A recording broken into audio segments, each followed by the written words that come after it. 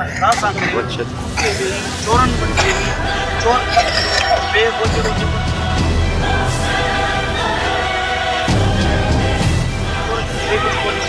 चोर के कुछ मेरे को चोरी रखते ना ये बात आप तो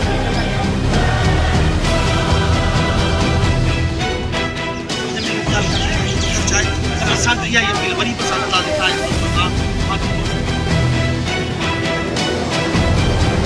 अस्सलाम वालेकुम नाज़रीन, मैं हूं किंसा फातिमा और इस न्यू मेरान न्यूज़ रुकईं था खबरन ला कंडियारो रिपोर्ट जमील अहमद सरगानी मोहब्बत देरो शहर इलाके में बदमनी ते ज़ाब्तो अची न सघियो। शहरी सियासी समाजी यूसी शहर मीर देरो जे चेयरमैन गाजी सलाउद्दीन डेहराज जी अगवानी में बुख हड़ताल कैंप लगाई वई, जंहिंमें यूसी मोहब्बत देरो सियाल चेयरमैन इसरार अहमद खुश फिरोज़ीन डेहराज, यूसी मोरिया चेयरमैन ख़ालिद हुसैन उनियर, निहाल सरगानी, माशूक राजपूत ऐं ॿियनि अगवाननि मीडिया सां ॻाल्हाईंदे चयो त PS मोहब्बत देरो जी हद में चोरियूं फुरोज़ रोज़ जो मामूल बणिजी वियो आहे। ॾोहारी सरियाम ॾोहो करण लॻा पर पुलिस कख भनी बीणो न कयो, जॾहिं त बदमनी जे करे शहरी कारोबारी तबई जो कारोबार मुतासिर थी रहियो आहे। शरीफ़ माण्हू घरनि ताईं महदूद थी विया आहिनि।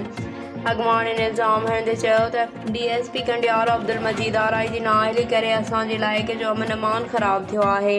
DSP कंडियारो अब्दुल मजीद आराई जे कंडियारो में मुक़ररु थियण खां पोइ ॾोहाइण खे खुली छूट मिली वई आहे। अॻवाननि घेरो वज़ीर ज़ियाल हुसैन लंजार IG, सिंध DIG शहीद बेनज़ीराबाद SSP नौशहरो खे अपील कंदे चयो त DSP कंडियारो मजीद आराई खे फुलफोर अहद फारिग करे इलाइक़े जो अमन अमान बहाल करे इलाइक़े वासियुनि खे बेचैनी ख़त्म कई वञे, न त ॿी सूरत में एहतजाजी मुज़ाहिरे जो दाइरो वधायो वेंदो।